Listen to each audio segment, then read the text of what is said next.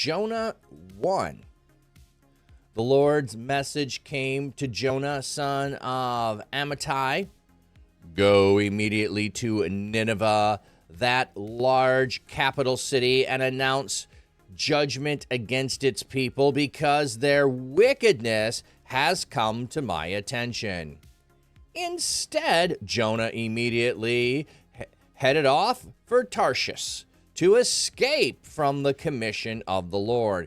He traveled to Joppa and found a merchant ship heading to Tarshish. So he paid the fare and went aboard it to go with them to Tarshish, far away from the Lord. But the Lord hurled a powerful wind on the sea. Such a violent tempest arose on the sea that the ship threatened to break up. The sailors were so afraid that each cried out to his own god, and they flung the ship's cargo overboard to make the ship lighter. Jonah, meanwhile, had gone down into the hold below deck, had lain down, and was sound asleep. The ship's captain approached him and said, "What are you doing asleep? Get up! Cry out to your God. Perhaps your God might take notice of us so that we might not die." The sailors said to one another, "Come on, let's cast lots to find out whose fault it is that this disaster has overtaken us." So they cast lots, and Jonah was singled out. They said to him, "Tell us whose fault it is that this disaster has overtaken us. What's your occupation? Where do you come from? What's your country? And who are your people?" He said to them, "I am a Hebrew, and I worship the Lord, the God of heaven, who made the sea and the dry ground."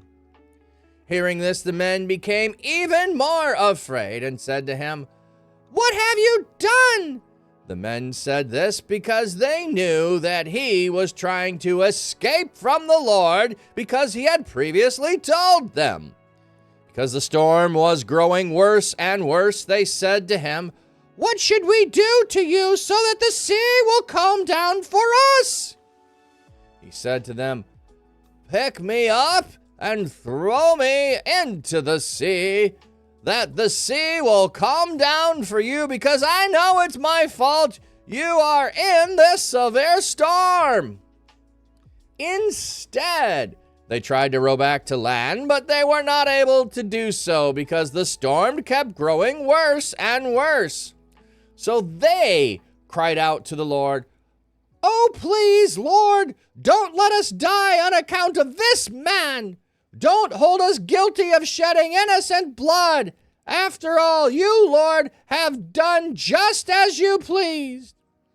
So they picked up Jonah and threw him into the sea, and the sea stopped raging. The men feared the Lord greatly and earnestly vowed to offer lavish sacrifices to the Lord. The Lord sent a huge fish to swallow Jonah, and Jonah was in the stomach of the fish 3 days and 3 nights. Yes, Stetson, this is the net version. You can see right there, net version, New English translation. I do like it because of the footnotes. I don't like it at times because they do not consistently use the Hebrew. For instance, here it says they feared the Lord greatly. Well, we've already had the word great happen several times in the passage, and this is the first time that they have actually used the word great. It is a great fish. It is a great storm. It is a great city. It is like everything is great. There is supposed to be a connection in the word back and forth as you hear it echo and crescendo when you read it. They've chosen to translate it in a more nuanced English way rather than have it be this epic great, great, great, great, great, great echoing that happens. But let's go back to the beginning here of the passage. And I should be able to pick them all out as we go along. Okay, so we have the message of God that came to Jonah, son of Amittai. Go immediately to Nineveh. Arise, go. The two imperatives without an intervening vav have a verbal hendiades, in which the first function is adverbial and the second, so go immediately. Okay. To Nineveh.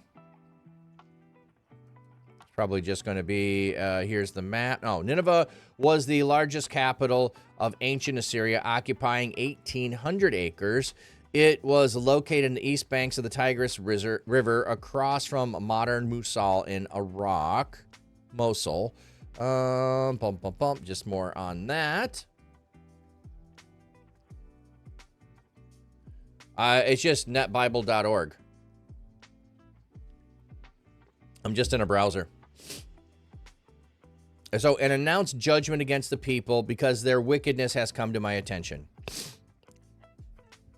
Wickedness is personified. Okay, let me just go. I think it's the cry has come up again before me. Let's go look at the Hebrew a second.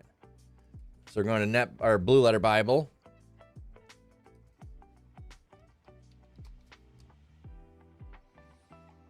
Yes. And, okay, you're supposed to cry against it for their wickedness has come up against us. Okay. But he fled and went to Tarshish from the presence, and he went down to Joppa. Joppa is the location where he's going to get out of ship. So that's how we're getting information. So we know where he was, how he is like going to Joppa to go to Tarshish. Tarshish is going to be over in the region of Spain. He's going the opposite direction. He is going west instead of going east. So in Jonah 1:4. Actually, let me see here. It is Nineveh, that great city. Then God sends a great wind into the sea. And so everything is like in this story is going to be great. It's going to be that echo that we should hear. So that's why I would prefer to keep it as great, because as I'm hearing this story told to me, I keep hearing that word echo in my ear, which is different if you're just reading it. You're not going to notice that. You want more nuance. That's the way English does things, primarily in storytelling. We don't want to keep the same adjective. We teach our children that that's not a good thing. However, it would have been the way that ancient Hebrews would have done it. So their wickedness, the things that they do, have come to my attention. So it's risen before me. Instead, Jonah immediately headed off to Tarshish to escape from the commission of the Lord. So he's going the opposite way. He pays it's like he's paying the fare. He's going the other way. And then here, it's a powerful wind. This is great. Typically, Hebrew or English versions vary the adjective here before the tempest to avoid redundancy. Great, mighty, violent. Yeah, the God hurled a great wind. It's a great wind. Such a great tempest arose on the sea. So it is a great wind. It is a great tempest. The ship threatened to break up. So this is telling us the severity of it. Like the ship is threatened. The sailors are afraid. Okay, these aren't like average people who've never gone out on the sea before. These are sailors. They're professionals. They are afraid.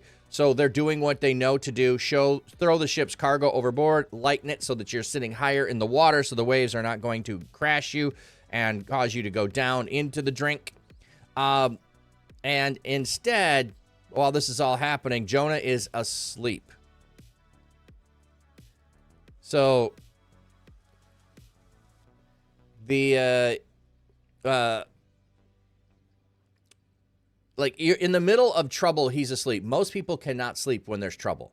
Okay, so Jonah is in the opposite place that he should be, going the opposite direction and doing the opposite thing in the middle of a storm. That should be what he should do.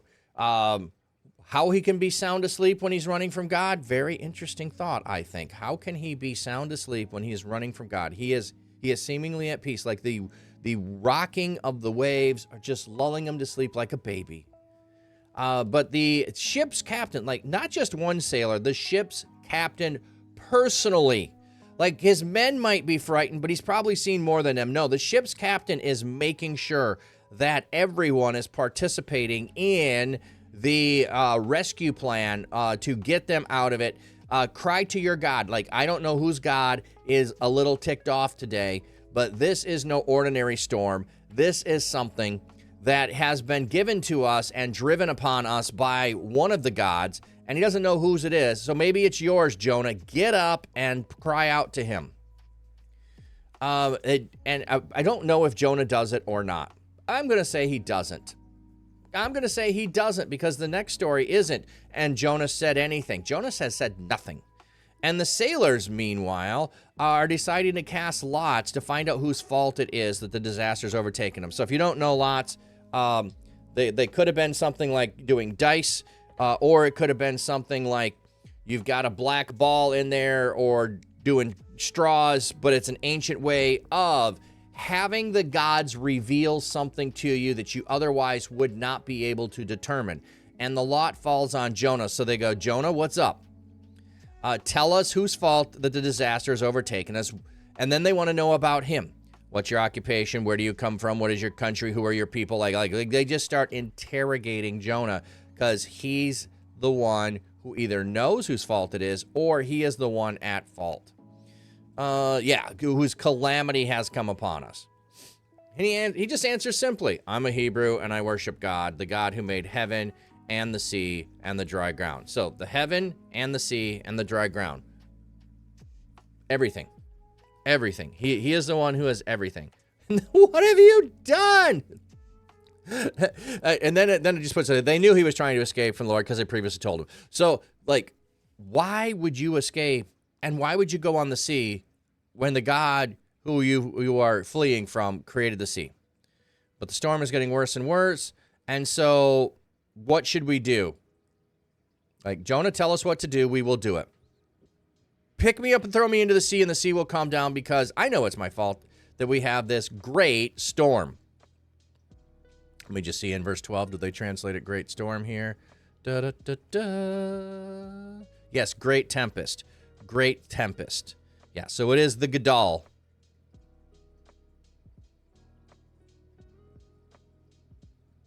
Gadol. The Gadol tempest. The Gadol storm.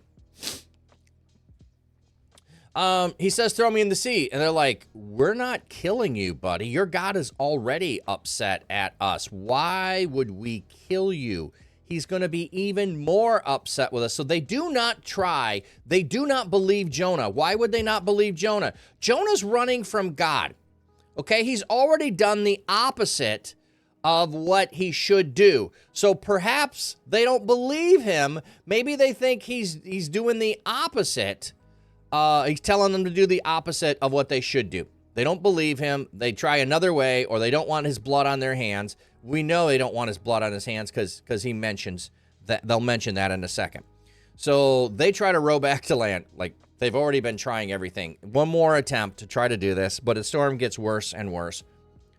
So now we have they cry out to the Lord.